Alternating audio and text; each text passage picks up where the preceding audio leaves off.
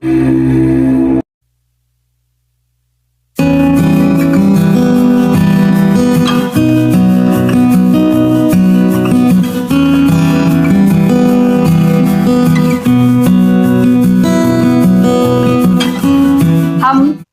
घरों में तरह तरह के फूल लगाते हैं। कभी हम अपने इंडोर गार्डन में फूल लगाते हैं, कभी हम अपने आउटडोर गार्डन में फूल लगाते हैं, और कभी हम सीजन फूल लगाते हैं, और कभी कभी तो हम अपनी परिस्थितियां देखकर फूल लगाते हैं। मगर आज हम बात करेंगे कैक्टस के फूलों की और कैक्टस के पौधों की। कैसे इनकी देखभाल की जाए, कैसे ऐसे अपने गार्डन में हम लोग शामिल करें। नमस्कार दोस्तों, मेरा नाम डॉक्टर शैल सिंह है और मेरे कोविन लाइफस्टाइल चैनल में आपका स्वागत है। अगर आप मेरे चैनल में पहली बार आए हैं तो प्लीज मेरे चैनल को सब्सक्राइब कर लीजिए, लाइक कर लीजिए और मुझे कमेंट करना कभी मत भूलिए, और वीडियो को अंत तक जरूर देखिए क्योंकि आज का वीडियो बहुत ही खास है उन लोगों के लिए जो कैक्टस प्रेमी होते हैं। आज हम बात करेंगे कैक्टस की दो वैरायटी की। पहला है मैमिलेरिया पैक्टिनिफेरा, जो कि राउंड शेप का होता है और बहुत ही खूबसूरत प्लांट होता है और इसमें फूल भी आते हैं। और जो दूसरी वैरायटी है वो मैमिलेरिया एलोंगेटा है। दोनों में बस एक ही अंतर है, एक गोल होता है जो पहली वैरायटी है और जो दूसरा एलोंगेटा है, यह स्टेम जो इसकी होती है यह थोड़ी लंबी होती है। बाकी रख रखाव और देखभाल दोनों का लगभग एक जैसा है। तो आइए वीडियो को शुरू करते हैं और समझते हैं कैसे इसे हमें गार्डन में प्रोपेगेट करना है, कैसे इसकी सॉइल बनानी है और कैसे इसकी देखभाल करनी है, और कैसे इसके खूबसूरत फूलों को हम अपने ही गार्डन में ऐड करके देख सकते हैं। आइए वीडियो में देखते हैं। कैक्टस की मिट्टी को बनाने के लिए सबसे ज्यादा जरूरी है कि हमें मिट्टी का कॉम्पोजिशन क्या रखना है। यह बहुत ही आवश्यक बात है, मैं बता दूं। होता क्या है, बाकी मिट्टियाँ बनाने के लिए हम कार्बनिक पदार्थों का इस्तेमाल करते हैं, मगर कैक्टस की सबसे खास बात होती है कि इसे हम अकार्बनिक पदार्थों से बनाते हैं। इसलिए क्योंकि इसमें जल निकासी बहुत ही अच्छी होना आवश्यक है। अदरवाइज क्या होगा, इसकी जड़ें सड़ जाएंगी और हमारी सारी जो पौधे की रूट्स हैं वह खराब हो जाएंगी और हमारा पौधा भी खराब हो जाएगा। इसीलिए हमें सबसे ज़्यादा आवश्यक है कि इसकी मिट्टी का हमें बहुत ही ध्यान रखना है। यह देखिए, हम सबसे पहले इसमें मिट्टी डालेंगे। मिट्टी कम से कम हमें 45% लेनी है। देखिए, मिट्टी का क्या होता है कि जिसके घर में जैसी मिट्टी अवेलेबल है हमें वैसी ही मिट्टी यूज़ करनी है, क्योंकि ये नेचुरल है कि जिसके घर में जैसी पाई जाएगी वह वैसे ही इस्तेमाल करेगा। मगर उससे भी ज़्यादा आवश्यक है कि हमें इसमें 40% बजरी मिलानी है। अगर बजरी किसी के पास नहीं है या वह नहीं ले सकता है तो इसमें हम सैंड भी मिला सकते हैं, मगर उसमें ग्रेवल्स होने ज़रूरी हैं। उससे होता क्या है कि जो इसकी जल की निकासी होती है वो बहुत ही अच्छी हो जाती है। बाकी के जो हमारे % बचते हैं उसमें हम कंपोस्ट मिला सकते हैं। कंपोस्ट में आप थोड़ा सा काऊ डंग या वर्मी कंपोस्ट, दोनों में से जो भी अवेलेबल हो आपके पास, आप डाल सकते हैं। इसके अलावा थोड़ा सा आपको कोकोपीट भी मिलाना है। देखिए, कोकोपीट का काम होता है मॉइस्चर को होल्ड करना। होता क्या, वैसे तो इस पौधे में बिल्कुल भी आवश्यकता नहीं होती है मॉइस्चर को होल्ड करने की, क्योंकि यह बजरी से बना होता है इसका पॉट मिक्सचर। मगर जो जड़ होती हैं, इसकी जो रूट्स होती हैं, उसके लिए हमें थोड़ा सा कोकोपीट देने की आवश्यकता होती है। तो इसी % में हमें अपना काऊ डंग भी मिलाना है और इसी में हमको थोड़ा ही कोकोपीट मिलाना है। और एक बात और आवश्यक है कि थोड़ा सा आप चूना भी मिलाइए, क्योंकि चूने की भी आवश्यकता इसके पॉट मिक्सचर में होती है। तो इस तरह से आपको इसका मिक्सचर बनाना है। याद रखिए कि मिक्सचर बनाते वक्त जब हम मिट्टी को हाथ में लें तो भुरभुरी तरीके से अगर छूट रही है तो आप समझ जाइए कि आपका मिक्सचर बहुत ही अच्छा है।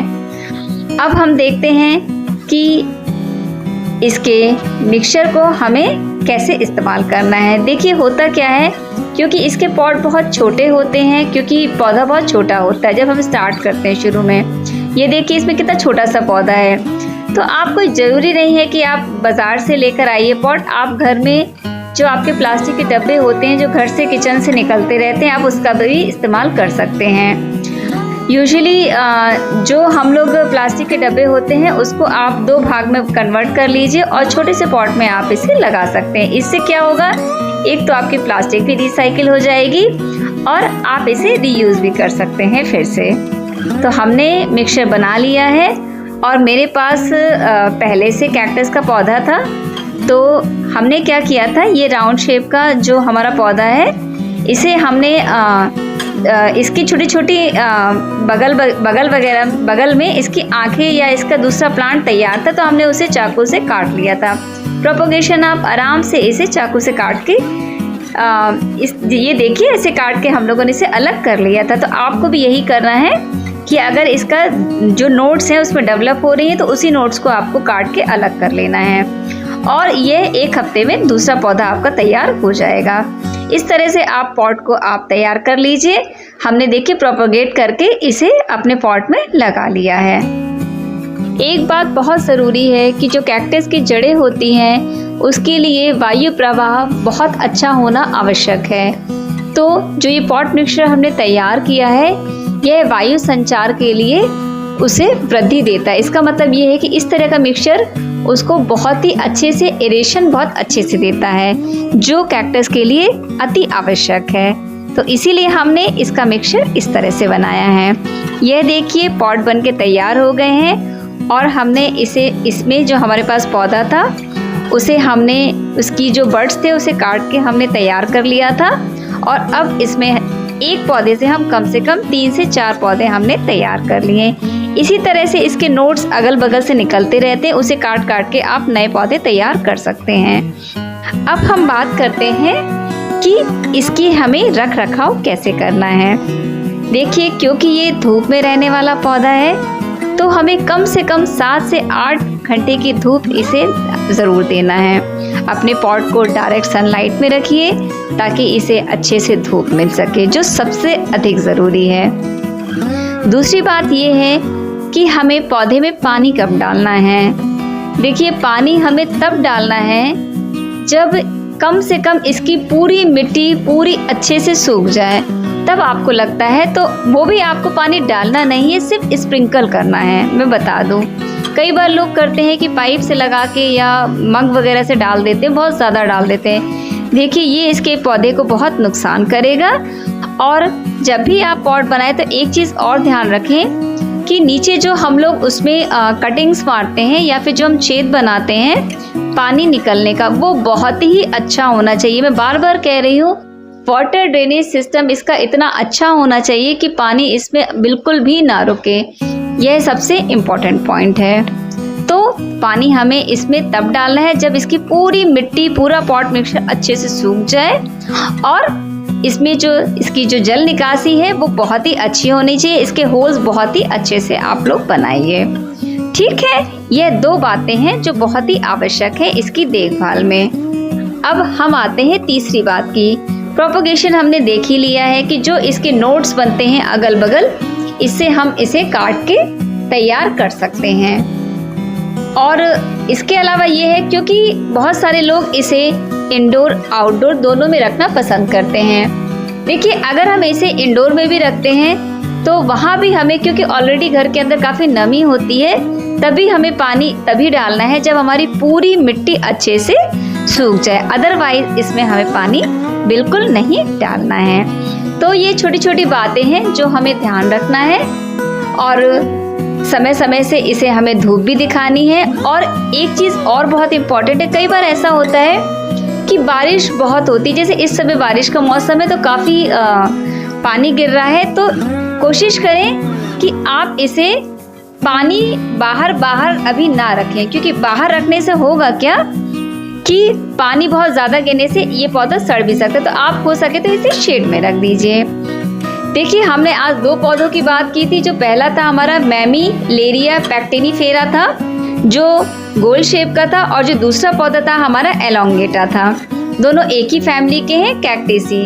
तो इसमें क्या है, ये भी इसका भी प्रोपेगेशन सेम जैसे हमने हमारे पहले पौधे का किया था सेम इसमें भी प्रोपगेशन करना है। आप साइड से इसकी जो बर्ड्स है इसको आप काट सकते हैं और काट के हम नया पौधा तैयार कर सकते हैं। और पॉट मिक्सचर भी सेम बनाना है जैसे हमने पहले पौधे का तैयार करते। ये देखिए बेसिक है हमारे इसके लिए, कैक्टस के लिए। तो इसी तरह से हमने इस पौधे की भी प्रोपगेशन कर लिया है, इसके भी हमने 2 पौधे तैयार कर लिए हैं। तो इसी तरह से आप लोग इसका मिक्सचर बनाते रहिए और इसमें आप लोग नए नए पौधे प्रोपगेट करके लगाते रहिए। और जब भी आप नया पौधा बाजार से खरीद के लाएं, डायरेक्टली कोशिश करें कि आप डायरेक्टली उसको आप नए पॉट में शिफ्ट ना करें। जब आप 1 हफ्ते 2 हफ्ते सेटल हो जाए हमारा पौधा, तभी हमें उसे शिफ्ट करना, ये बहुत ज़रूरी पॉइंट है। और हमें पानी को भी स्प्रिंकल करके देना है, इसे हमें बहुत पानी नहीं देना है। देखिए फूलों की बात करती हूँ, इसके फूल गर्मियों में खिलते हैं मैं बता दूँ, और मॉर्निंग में ही खिले रहते हैं। अगर आप 12 बजे के बाद सोचेंगे कि इसे आप देख लें तो आप नहीं देख पाएंगे, क्योंकि 12 बजे के बाद ये क्लोज हो जाते हैं, ये सूख जाते हैं। मॉर्निंग में ही खिलते हैं और बहुत ही खूबसूरत फूल होते हैं। इन दोनों में येलो कलर के फूल आते हैं। गर्मियों में मैंने बहुत सारी वीडियोस में गर्मियों में इसके फूलों का शॉर्ट्स वीडियो डाल के मैंने डाला था, अपलोड किया था। आप लोग जाकर इसके फूलों को देख सकते हैं। और यकीन मानिए बहुत ही खूबसूरत पौधे होते हैं ये। तो छोटी छोटी बातों का बस हमें ध्यान रखना है और इस तरह से हम अपने गार्डन में इसे ऐड कर सकते हैं। वीडियो तो आपने देख ही लिया होगा और आप समझ गए होंगे कि कितना कम बजट का और कितना कम रख रखाव और कितनी कम देखभाल करने वाला ये पौधा है। और सबसे अच्छी बात है कि आप इसे इंडोर आउटडोर दोनों रख सकते हैं, क्योंकि बस अंतर इतना है कि हमें मिट्टी का कॉम्पोजिशन बहुत ही यूनिक बनाना है, क्योंकि ये कैक्टस है, क्योंकि इन्हें धूप बहुत ज्यादा चाहिए और पानी बिल्कुल कम। ये एक बेसिक कैरेक्टरिस्टिक्स है सभी कैक्टस का। इन्हें हमें धूप ज्यादा से ज्यादा देना है और इन्हें हमें पानी बहुत ही रेयरली और बहुत कम देना है। जब इन्हें रिक्वायर्ड है तभी देना है, जबरदस्ती बिल्कुल इनके साथ में नहीं करना है। अदरवाइज इसकी जो रूट्स होती है वो रॉट कर जाती है, सड़ जाती है, खराब हो जाता है। तो हमें छोटी छोटी बातों का ख्याल रखना है और इस तरह से हम इसे अपने गार्डन में ऐड कर सकते हैं। और अगर जानकारी और वीडियो अच्छा लगा हो तो प्लीज मेरे चैनल को सब्सक्राइब कर लीजिए, लाइक कर शेयर कर लीजिए और कमेंट करते रहिए। Thank you.